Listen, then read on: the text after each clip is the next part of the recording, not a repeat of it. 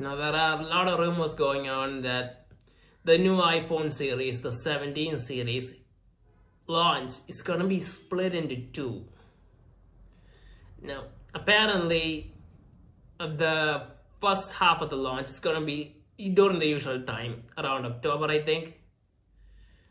And it's going to feature the Pro models, the 17 Pro and the 17 Pro Max.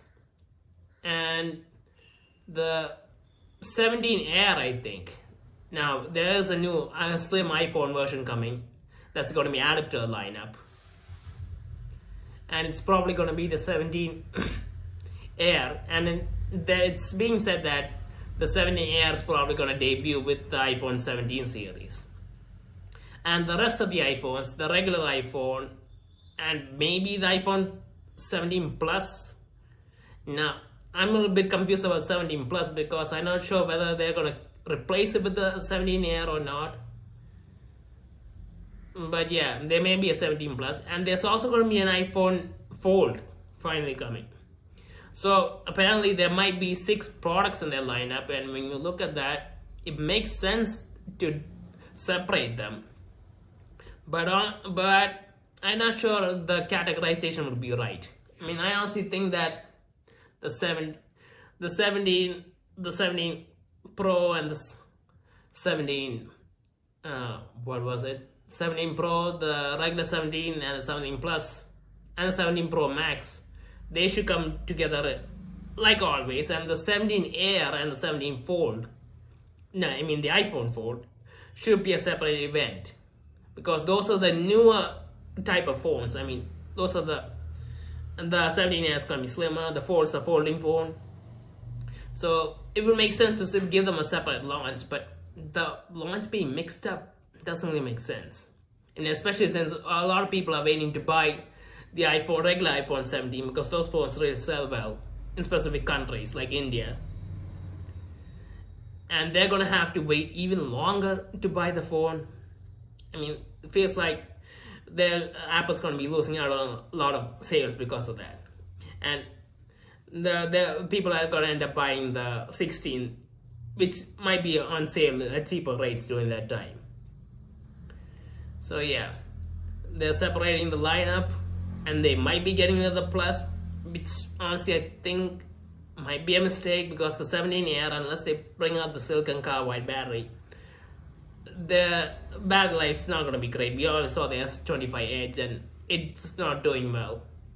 I mean, the battery is just, it's not even average, honestly, because the phone's slim and the display's big. So yeah, that's a big problem.